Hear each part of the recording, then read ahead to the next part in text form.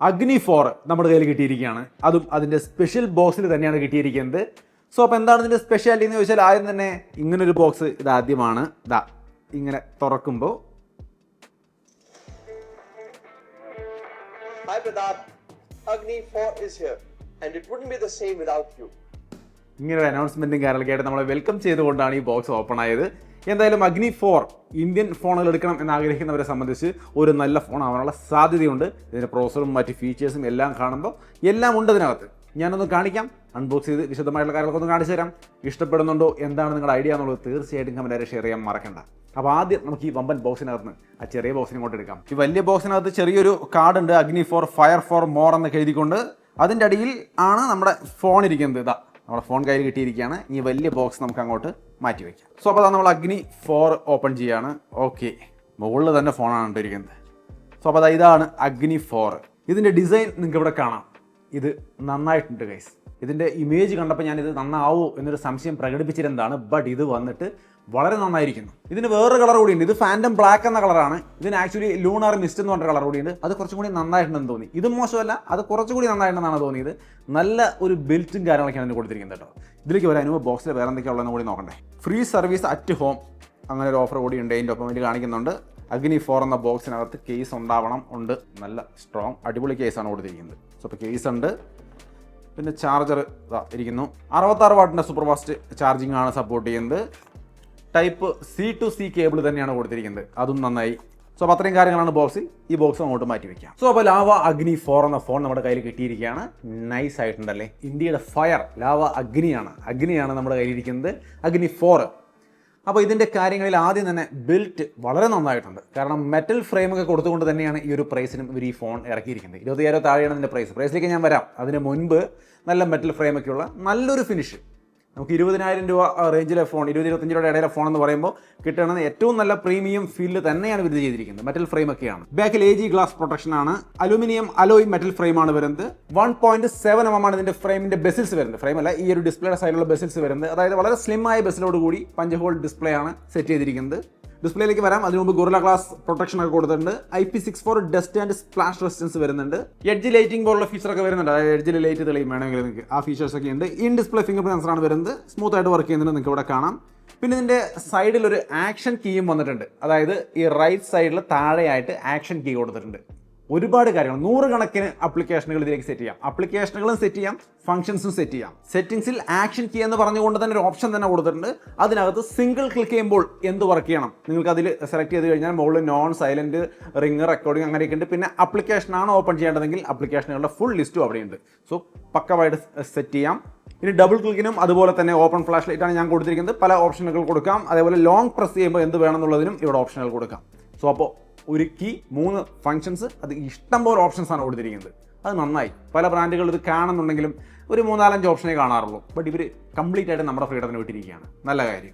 പിന്നെ ഇതിൻ്റെ ഒരു ഓവർവ്യൂ നോക്കിയാൽ താഴെ ഡുവൽ നാനോ സിമ്മിൻ്റെ slot, main microphone, type C port, speaker grill, right സൈഡിലാണ് നമ്മൾ ഈ പറഞ്ഞ ആക്ഷൻ കീ, അതിൻ്റെ മുകളിലായിട്ട് പവർ ബട്ടൺ, വോളിയം ബട്ടൺ, മുകളിൽ സ്പീക്കർ ഗില്ലുണ്ട്, നോയ്സ് ക്യാൻസലിംഗ് മൈക്രോഫോൺ ഉണ്ട്, IR സെൻസർ ഉണ്ട്.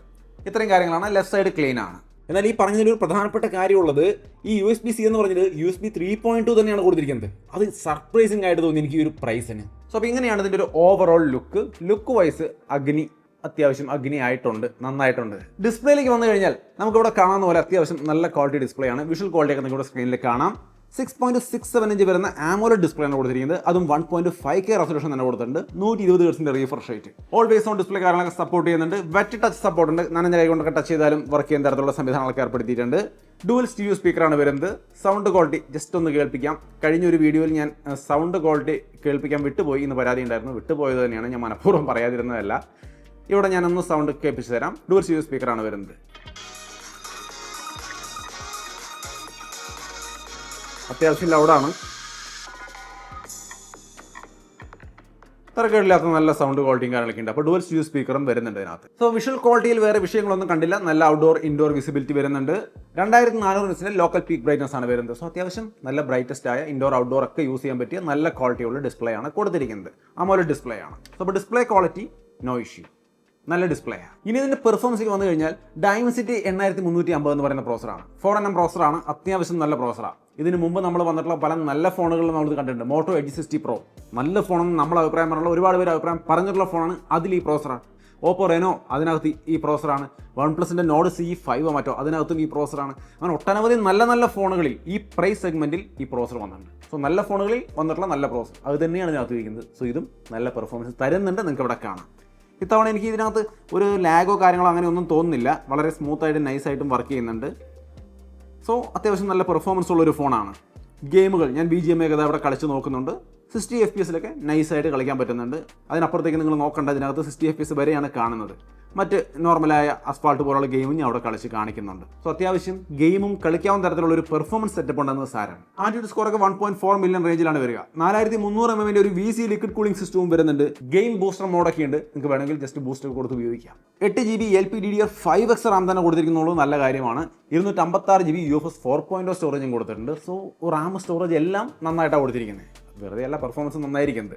സോ നല്ല പെർഫോമൻസ് സെറ്റപ്പ് തന്നെയുണ്ട്, പെർഫോമൻസും കൊള്ളാം. അതേപോലെ വേറെ കണക്ടിവിറ്റി ഇഷ്യൂസ് ഒന്നുമില്ല. 14 5G ബാൻഡും കാര്യങ്ങളൊക്കെ വരുന്നുണ്ട്. Wi-Fi 6E കൊടുത്തിരിക്കുന്നു. ബ്ലൂടൂത്ത് 5.4, VoNR സംവിധാനങ്ങൾ, അങ്ങനെ കരിയർ അഗ്രിഗേഷൻ പോലുള്ള എല്ലാ ഘടകങ്ങളും വരുന്നുണ്ട്.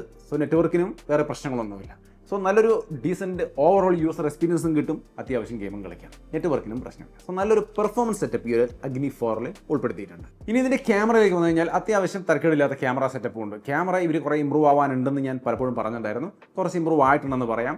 50 MP സെൽഫി ക്യാമറയും കൊടുത്തിട്ടുണ്ട്. സെൽഫി ക്യാമറ ഇമേജ് നോക്കി, ഞാൻ ഇൻഡോറിലെടുത്ത സെൽഫി ക്യാമറ ഇമേജാണ്. അത്യാവശ്യം നന്നായിട്ടില്ലേ?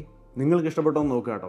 കുഴപ്പമില്ലെന്ന് ഞാൻ പറയുന്നുള്ളൂ, അപ്പടി ബെസ്റ്റ് എന്ന് ഞാൻ പറയുന്നില്ല. ബട്ട് തീർച്ചയായിട്ടും നന്നായിരിക്കുന്നു, വളരെയധികം ഇമ്പ്രൂവ്ഡ് ആണ്. ഔട്ട്ഡോർ പോയിട്ട് ഞാൻ എടുത്ത സെൽഫി ഇമേജും നിങ്ങൾക്ക് ഇവിടെ കാണാം. എങ്ങനെയുണ്ട്? സംഗതി ഇഷ്ടപ്പെട്ടോ? സെൽഫി വീഡിയോയും ഞാൻ അവിടെ കാണിക്കുന്നുണ്ട്. 50 MP സെൽഫി ക്യാമറയാണ്. അത് അത്യാവശ്യം നന്നായിട്ട് വന്നിട്ടുണ്ടെന്ന് തോന്നുന്നു. മെയിൻ ക്യാമറ ഇമേജുകളിലേക്ക് വരുമ്പോൾ നിങ്ങൾക്ക് ഇവിടെ കാണാം. അത്യാവശ്യം നല്ല ഇമേജുകളായിട്ടില്ലേ? വലിയ കുഴപ്പമില്ലാത്ത നല്ല ക്വാളിറ്റി ഇമേജുകൾ തന്നെയാണ് കിട്ടിയിരിക്കുന്നത്. ഒരു സ്വല്പം ഓവർ പ്രോസസിങ് നടന്നതായിട്ട് തോന്നുന്നുണ്ട്. ബട്ട് നിങ്ങളുടെ കാഴ്ചപ്പാട് എന്താണെന്നുള്ളത് തീർച്ചയായിട്ടും പറയാം. നിങ്ങൾക്ക് ഇഷ്ടപ്പെട്ടോ? എന്താണ് നിങ്ങളുടെ അഭിപ്രായം? വീഡിയോ സാമ്പിൾ ഞാൻ അവിടെ ഷെയർ ചെയ്യുന്നുണ്ട്. ഇൻഡോറും ഔട്ട്ഡോറും ഒക്കെ എടുത്ത വീഡിയോസിൻ്റെ സാമ്പിളും ഞാൻ അവിടെ കാണിക്കുന്നുണ്ട്. 4K വീഡിയോ ഷൂട്ട് ചെയ്യാൻ സാധിക്കുന്നുണ്ട്. അതിൻ്റെ സാമ്പിൾ തന്നെയാണ് ഈ കാണിക്കുന്നത്. ഫ്രണ്ട് ക്യാമറയിൽ നമുക്ക് 4K വീഡിയോ ഷൂട്ട് ചെയ്യാൻ സാധിക്കുന്നുണ്ട്. നമ്മൾ കണ്ടത് 4K വീഡിയോയുടെ സാമ്പിൾ തന്നെയാണ്. സോ മെയിൻ ക്യാമറ ആയാലും സെൽഫി ക്യാമറ ആയാലും ഈ രീതിയിലാണ് ഇതിൻ്റെ ഒരു റിസൾട്ട് വരുന്നത്. സംഗതി എങ്ങനെയുണ്ട്? എന്ത് തോന്നി? ഇമ്പ്രൂവ് ആയോ? നിങ്ങൾ പറയാം. ബാറ്ററി ഇതിൽ 5000 mAh കൊടുത്തിട്ടുള്ളൂ. കുറച്ച് കൂടുതൽ കൊടുക്കാമായിരുന്നു. ഇപ്പോൾ ഒരുപാട് ബ്രാൻഡുകൾ മുമ്പോട്ട് പോയി കഴിഞ്ഞു. ബട്ട് സ്റ്റിൽ 5000 mAh ഡീസൻറ്റ് ബാറ്ററിയാണ്. 66 വാട്ടിൻ്റെ ചാർജിങ് കൊണ്ട് 50% ഒരു 19 മിനിറ്റ് കൊണ്ട് ചാർജ് ആവുന്നുള്ളതാണ് അതിൻ്റെ ഒരു ലെവല്. 14 അവറിൻ്റെ non stop YouTube playback ഒക്കെയാണ് അവർ വാഗ്ദാനം ചെയ്യുന്നത്. 5000 mAh ബാറ്ററിയുടെ ഫോൺ അതെങ്ങനെ വർക്ക് ചെയ്യുന്നത് നമുക്ക് എല്ലാവർക്കും ഒരു ഐഡിയ ഉണ്ടായിരിക്കും. ആ ഒരു ഡീസൻറ്റ് ബാറ്ററി സെറ്റപ്പ് തീർച്ചയായിട്ടും ഇതിനകത്തുണ്ട്. ഇനി സോഫ്റ്റ്വെയർ അപ്ഡേറ്റ് അങ്ങനെയുള്ള കാര്യങ്ങളിൽ വന്നു കഴിഞ്ഞാൽ മോശമല്ല. ക്ലീൻ UI ആണ്. വെറുതെ പറയുന്നില്ല, ഇതിനകത്ത് പരസ്യ ആപ്ലിക്കേഷൻ എന്ന് പറഞ്ഞിട്ട് ഒന്നും തന്നെ കൊടുത്തിട്ടില്ല. സോ ക്ലീൻ ആയിട്ടുള്ള UI ആണ് ഇവർ കൊടുത്തിരിക്കുന്നത്. ആൻഡ്രോയിഡ് 15 ആണ് വരുന്നത്. 3 വർഷത്തെ ആൻഡ്രോയിഡ് അപ്ഡേറ്റും 4 വർഷത്തെ സെക്യൂരിറ്റി അപ്ഡേറ്റും കമ്പനി ഓഫർ ചെയ്യുന്നുണ്ട്.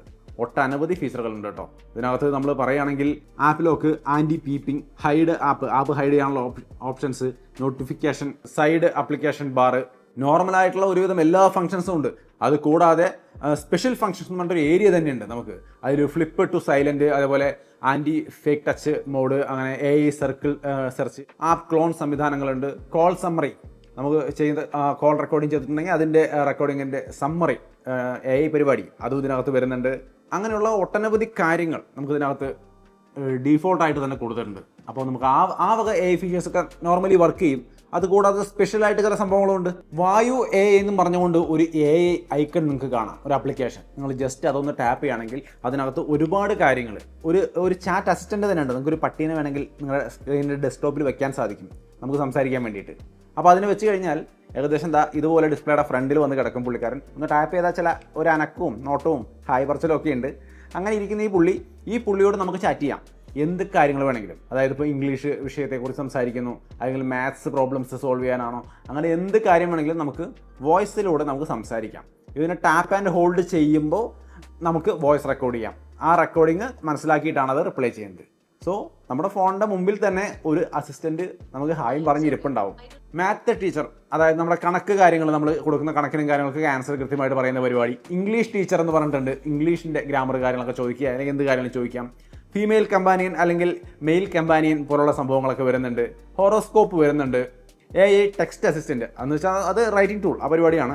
അതായത് നമ്മൾ അതിൽ ക്ലിക്ക് ചെയ്ത് കഴിഞ്ഞാൽ type setting, style writing, translation, error correction അങ്ങനെയുള്ള പരിപാടികളൊക്കെ AI ടെക്സ്റ്റ് ടെസ്റ്റിനകത്ത് വരും. അതിപ്പോൾ നമ്മൾ എന്തെങ്കിലും ടൈപ്പ് ചെയ്യുന്ന സമയത്ത് അവിടെ കീബോർഡുമ്പോൾ തന്നെ വരും, അവിടെ നമുക്ക് ചെയ്യാം. അല്ലെങ്കിൽ ഇവിടെയും ഉണ്ട്. പിന്നെ കോൾ റെക്കോർഡിംഗ് ഉണ്ടെങ്കിൽ അതിൻ്റെ ട്രാൻസ്ലേഷൻ പരിപാടികൾ കാണിക്കും. പിന്നെ AI ഫോട്ടോ എഡിറ്റർ എന്ന് പറഞ്ഞ ഓപ്ഷൻ ഇവിടെയാണ് കൊടുത്തിരിക്കുന്നത്. ഇത് ഗാലറിയിൽ കൊടുക്കേണ്ടതാണ്. ഇവർ ഗൂഗിൾ ഫോട്ടോസ് ഉപയോഗിക്കുന്നത്, അതുകൊണ്ടായിരിക്കും ഇവിടെ കൊടുത്തിട്ടുണ്ട്. ഇതിൽ നമുക്ക് AI കട്ടൗട്ട്, നമുക്ക് ഏതെങ്കിലും ഒരു ഫോട്ടോയുടെ ബാക്ക്ഗ്രൗണ്ട് റിമൂവ് ചെയ്യണമെങ്കിൽ കട്ടൗട്ട് ഉപയോഗിക്കാം. AI എലിമിനേഷൻ, അതായത് object eraser, AI image expansion, image വലുതാക്കാൻ, പിന്നെ simple sketch to drawing, AI generate image, അങ്ങനെ AI പരമായ ഒരുപാട് കാര്യങ്ങൾ ഒരു സ്പെഷ്യൽ സെക്ഷനായിട്ട് ഇതിനകത്ത് കൊടുത്തിരിക്കുകയാണ്. സത്യം പറഞ്ഞാൽ ഇത് ഗാലറിയുടെ അവിടെ കിട്ടുന്നതാണ് നമുക്ക് കുറച്ചുകൂടി സൗകര്യം. എന്തായാലും ഇതിനകത്ത് ഉണ്ട്, ഇതല്ല വരും സമയങ്ങളിൽ ഒരു മാറ്റമായിരിക്കും. അപ്പോൾ AI പരമായിട്ടുള്ള കാര്യങ്ങളും ഒട്ടനവധി ഫീച്ചേഴ്സും എല്ലാം സ്മൂത്തായിട്ട് വർക്ക് ചെയ്യുന്നു. നമ്മളിപ്പോൾ ഇതൊക്കെ കാണിച്ചിട്ട് നോക്കുമ്പോൾ ഇതാണല്ലോ, വളരെ സ്മൂത്തായിട്ട് തന്നെ വർക്ക് ചെയ്യുന്നുണ്ട്. വേറെ ഇഷ്യൂസ് ഒന്നുമില്ലാതെ, വേറെ ലാഗോ കാര്യങ്ങളോ ഒന്നും നമുക്ക് ഇപ്പോഴേക്ക് ഫേസ് ചെയ്തില്ല. നമ്മൾ ഗെയിമുകൾ അതേപോലെ ഈ പറഞ്ഞ എല്ലാ പരിപാടികളും നോക്കിയിട്ടുണ്ട്. സോ അത്യാവശ്യം നല്ല പെർഫോമൻസും ഈ പറഞ്ഞ ഫീച്ചർ റിച്ച് ആയ ഒരു സെറ്റപ്പും കൊടുത്തിരിക്കുന്നു. സോ അപ്പോൾ മൊത്തത്തിൽ ഈ ഫോണിൻ്റെ ഡിസൈൻ ആയാലും ഡിസ്പ്ലേ ആയാലും പെർഫോമൻസ് ആയാലും ക്യാമറ ആയാലും ബാറ്ററി ആയാലും ഒക്കെ നോക്കുമ്പോൾ ക്യാമറ കുറച്ചും കൂടിയൊക്കെ നന്നാവണമെന്നൊരു അഭിപ്രായം എനിക്കുണ്ട്. ബാക്കിയുള്ള കാര്യങ്ങളൊക്കെ അത്യാവശ്യം നന്നായിട്ട് തന്നെ ഇതിൽ വന്നിട്ടുണ്ട്. സോ നിങ്ങൾക്ക് ലാവ അഗ്നി 4ൻ്റെ ഈ വിവരങ്ങളെല്ലാം കേട്ട് കഴിയുമ്പോൾ എന്താണ് തോന്നിയത്? തീർച്ചയായിട്ടും നിങ്ങളുടെ അഭിപ്രായം കമൻറ്റായിട്ട് ഷെയർ ചെയ്യാം. പർച്ചേസ് ചെയ്യാൻ താല്പര്യമുണ്ടെങ്കിൽ ലിങ്ക് താഴെ ഡിസ്ക്രിപ്ഷനിലുണ്ട്, തീർച്ചയായിട്ടും ചെക്ക് ചെയ്യുക. പ്രൈസ് 24,990 ഇതിൻ്റെ പ്രൈസ്. 2000 ബാങ്ക് ഓഫർ വരുന്നുണ്ട്. സോ നെറ്റ് എഫക്റ്റീവ് പ്രൈസ് എന്ന് പറയുന്നത് 22,990 ഈ ഓഫർ പക്ഷേ 25-ാം തീയതി, നവംബർ 25-ാം തീയതി വരെ ഉണ്ടാവുകയുള്ളൂ. സോ നിങ്ങൾക്ക് ഇത് താല്പര്യമായെങ്കിൽ വിശദമായി മനസ്സിലാക്കിയിട്ട് ആ ഡേറ്റിന് മുമ്പ് പർച്ചേസ് ചെയ്യുകയാണെങ്കിൽ ഈ 2000 ഓഫർ അടക്കം ഈ ഫോൺ വാങ്ങിക്കാവുന്നതാണ്. സോ അപ്പോൾ ഇതാണ് ലാവ അഗ്നി 4 എന്ന ഫോൺ നമ്മുടെ കയ്യിൽ കിട്ടി. അൺബോക്സ് ചെയ്ത് നോക്കുമ്പോൾ നമ്മൾ കണ്ട നല്ല ഘടകങ്ങൾ അല്ലെങ്കിൽ പോരായ്മയായിട്ട് തോന്നിയ കാര്യങ്ങളും ഞാൻ പറഞ്ഞു. മൊത്തത്തിൽ ഇതാണ് ലാവ അഗ്നി 4നെ കുറിച്ചുള്ള എൻ്റെ അഭിപ്രായം. നിങ്ങളുടെ അഭിപ്രായം കമൻറ്റിൽ കാണുമെന്ന് തീർച്ചയായിട്ടും വിചാരിക്കുന്നു. വീണ്ടും ഒരു വീഡിയോയിൽ കാണാം. ബൈ.